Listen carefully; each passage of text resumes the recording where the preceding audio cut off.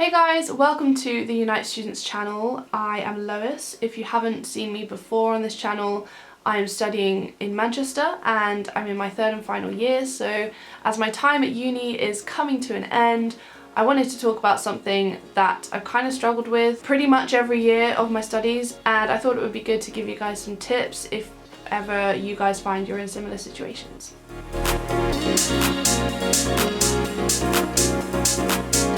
So you've seen from the title of this video that I'm talking about accommodation and how sometimes you can get a bit unlucky and just not really get on with your flatmates or your housemates. No one ever really kind of warns you that you may not get on with your flatmates or your housemates or whoever. I always talk about social media on like every video, but I think it is so true. It's so easy to just see everyone posting, you know, with their flatmates when they're having Christmas dinner, when they're having pre-drinks, and you know, it's so easy to have this perception of life living with other students and how great it is, and you know, you meet friends for life and it's just amazing. And sometimes you can genuinely get lucky with who you live or who you're put with in your first year accommodation. Some people do end up with people that are really similar and they get on really well, and that's great, but sometimes that doesn't happen and you can get the other side of the spectrum where you're put with people that you don't get on with. And you know, we're not designed to click with everyone in the world, and that's okay. But sometimes if you're unlucky, it can go further and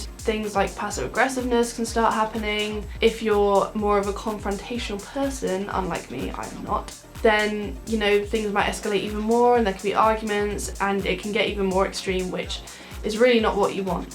One thing that happens almost inevitably in student accommodation is like a little bit of passive aggressiveness. If someone's taken out the bins and they know it's not their turn, but the bins aren't being taken out, it can be really easy for that person to imply that it's not their turn, and usually that can lead to more passive aggressiveness, and that's when things can start to get messy.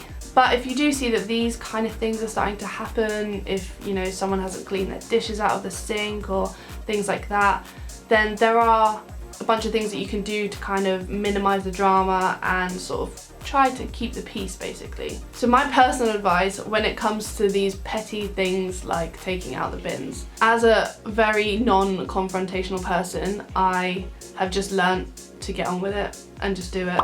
So even if I was the last one to take out the bins and the bin's full and it's overflowing, then I just take it out again. Because at the end of the day, it's either that, or if you have tried communicating that it's not your turn to take the bins out and it's still not happening, then either you can confront the person about it and sort things out like that, but depending on the person that could go well or it could go badly, or they don't get taken out at all. So it may not be the best solution, but personally for me, I just think I can't be bothered for the drama. I just can't. I don't have time for drama. I've got too much uni work to be bothering with drama, so if that doesn't take your fancy, then you can also do other things. You can make a chore chart, which basically, you know, lists everyone's name and lists all the chores that need to be done in the house every week. So, you know, like cleaning the bathrooms or taking the bins out or mopping the floor, you know, just things like that. Each time someone does it, they tick it off and like write the date or something, and just keeping track of when people are doing it so someone can't claim that they have done it when they actually haven't, which tends to be where the communication kind of gets very hazy in a lot of situations. I think I've seen lots of people that even when they're living with friends or they're living with people they don't really get on with, that passive aggressiveness does, you know, it does happen, and people are like, oh well, she hasn't taken it out, and she's like, well yeah I have, and it's like, well clearly someone's right, I don't know who is. So having a way of keeping track should hopefully minimize any sort of confusion and hopefully means things can get done. Something else that you can do if you are finding that you know, really aren't getting on with your housemates, or you just feel a bit anxious in the house, which I know that I have done a lot of the time, is just to get out of the house. In my first year and my second year, I didn't really have much of a social life. If you've seen previous videos of mine, you know that I like struggled with having a proper social life at uni. And if you saw the video I did about societies, you know that I recently joined one and now everything is great and it's fine and I have a great social life, which means I have a reason to get out of the house now because I see my friends and I go to, you know, all these events and it's great. Before I joined a society, I didn't really have that. So if you can join societies or even just have a study session at your friend's house as opposed to your house, and that way you just kind of get out of the environment and have some space, and then you can feel a bit refreshed for when you come back.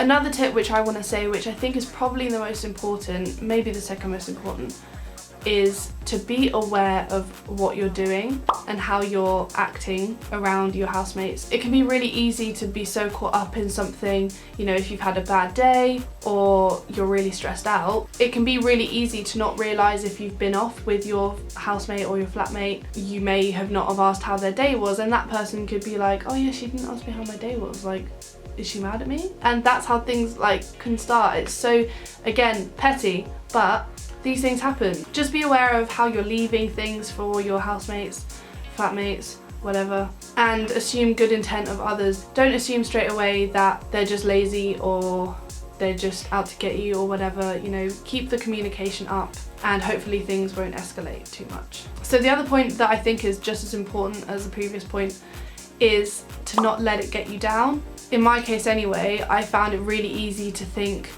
if I'm not getting on with these people, if I'm not clicking with these people, then what's wrong with me? These are students, why can't I get on with students? I've thought so many times, why can't I get on with these people? What's wrong with me? Am I just a bad person to live with? I really tried to be nice, I tried to not make a mess and everything like that, but sometimes you just don't click with people. University is, most of the time, the first time you've been exposed to people from different backgrounds, different cultures, different places and different upbringings, and you're not meant to get on with everyone. I think it's impossible for everyone to love everyone. Like, unfortunately that's the case, and there's always going to be someone that just gets on your nerves a little bit, or there's probably someone whose nerves you get on, and that's okay because that's life and you can't really change that. So as long as you're aware of what you're doing and you're not hurting anyone, you're not upsetting anyone, and if you're considerate of other people, then you should be absolutely fine. But in cases where that isn't enough, hopefully these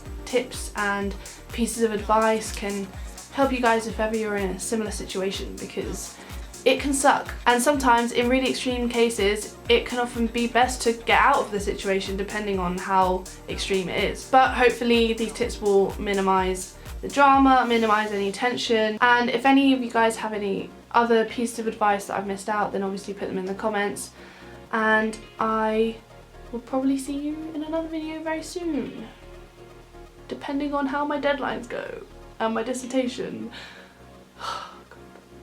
It's gonna be fine. Alright, bye!